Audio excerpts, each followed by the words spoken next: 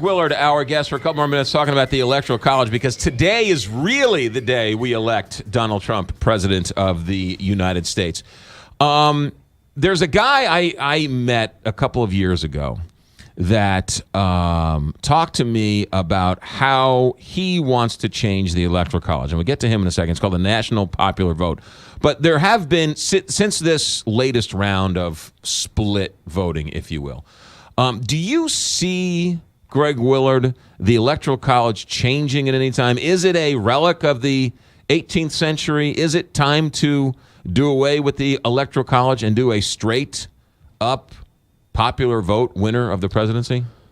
Let me give you a lawyer answer, McGraw. Yes and no. Thank you very much. That's why we pay thousands of dollars for credits at SLU Law School. No, I don't think in your and my lifetime and my grandchildren's lifetime we will see the Constitution amended to change the Electoral College. Okay. If for nothing else, it takes 3/4 of the states to do that. I just don't see that happening. Yes, or perhaps maybe, in this sense. Go back to our earlier discussion, McGraw, about the Constitution specifying a plenary power in the state legislatures to decide how electors are appointed. Right.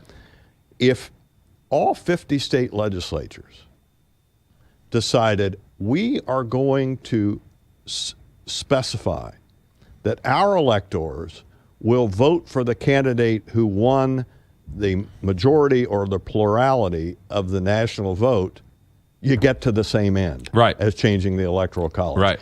So what could happen is, and I think I've heard the gentleman to which you referred a moment ago, and I think his focus is on this latter course, which is to see if they can convince the state legislatures to change the way the electors are appointed, and instead of winner take all, or even proportionality in that state, to look to the national vote and say, well, in this case, Hillary Clinton whipped Trump by 3 million. Our votes in Colorado will go to the person who got the majority of the plurality in the national vote. She gets all of our votes. Right. And so this guy has convinced 11 states, and there's been some rumblings here in Missouri about getting it done, conservative states as well as liberal states. And there are many people, many conservatives now, before this last election, I haven't checked in since, but before this last election, there were many conservatives, dyed in the wool, couldn't question their conservative values, said there's a blue wall coming in which we're not going to be able to win the presidency because there's a blue wall of 270 states that will vote Democrat no matter what, and we're going to be locked out of the presidency. We need this new way, because if you're in California and you're a Republican, you feel like your vote doesn't count because I'm going to vote for Trump or Romney or whoever, and all of the electors are going to go to the Democrat. Whereas here in Missouri, you can make the argument, well, I'm a Democrat, I'm going to vote for Hillary, I have no chance of my vote counting. So there's a lot of people who don't vote or who write in Jill Stein or Gary Johnson or Mickey Mouse or don't go and vote because their vote doesn't count. You would change the game completely if you did the popular vote as opposed to the Electoral College. Yeah, you would turn the game upside down. What I think the risk would be a partial change. So posit this: 25 states change to say we will award our electors to the candidate who wins the national vote. Right. And the other 25 states say we will award our electoral votes to the candidate who wins our state.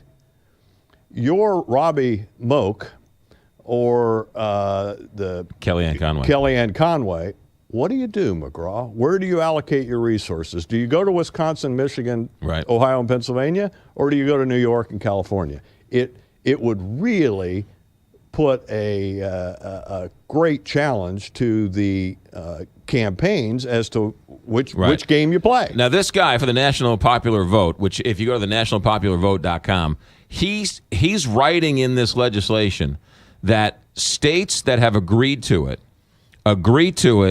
on the stipulation that it is invoked when you reach 270 state electors who are. So once you get enough states to agree to reach 270, then they'll do it as a voting block. As a block. So it doesn't matter if your state's not in that voting block. You just want the states in that voting block, but that's sort of a mix and a match. It's a mix and a match. Yeah. And if you're, as we were saying, Kellyanne Conway or Robbie Moak, that's a tough decision. All right, Greg Willett, I'll answer it if you answer it. You answer it first. Personally, you're a fine American. You worked for Gerald Ford's presidential. You worked for Gerald Ford, the man, as president, and so on and so forth. Your credentials as an American cannot be impeached. Would you like to see the Electoral College done away with and go strictly on a popular vote? Yes. Really? Yes. Wow. Yeah. I think we live in a democracy, and if we could go back to 1789 and have an electoral college that was truly a deliberative body, right? That carried out the intentions of Hamilton and the founding fathers, then perhaps. Right. We don't. It's a rubber stamp. It's mechanistic, and I think this clatter the last 6 weeks, McGraw, has been very destructive to the fabric of our nation, and it's all been over. We need to have faithless electors, the Hamilton electors. Yeah. Well, let's just take a step back. If we are going to be a beacon of democracy, Reagan's shining city on the hill, Right. well, then let's be that shining city on the hill of a democracy and not have this little wart over here in the eyes of some that has a trump card, to use over the will of the body politic. So that's a long-winded answer to your short-winded question. The short-winded answer is yes, I would support abolition of the Electoral College. If you were to ask me that question, I would disagree with you. I would want to keep the Electoral College the way it is because I actually think getting a popular representative sample is more important than the bigger states. I think it's important that Michigan is just as important as New York and California. I think Rhode Island is just as important as the other ones. And so, yes, even though there are warts with Florida having a inordinate amount of power because it's a 50-50 state, and Missouri not having a whole lot of power because it doesn't have, it's not 50-50. There are warts to it. I think that I'd like to keep it the way it is. And lastly, because I'm against any type of change, the law of unintended consequences. I think that of what we can't see is why I'd want to keep it the way it is, because the devil you know is better than the devil you don't know. Yeah, or Donald Rumsfeld's unknown unknowns. Right, yeah, exactly. Yeah. So, I mean, now look, two educated people can actually disagree and have a conversation about it. Imagine that. Imagine McGraw. that. Imagine that. I'm assuming I'm educated, but that's beside the point. Greg Willett, always welcome here. Merry Christmas. Happy holidays. Thanks for coming in. Great to be with you, my friend. Look forward to it in 2017. 9:34, Big Five.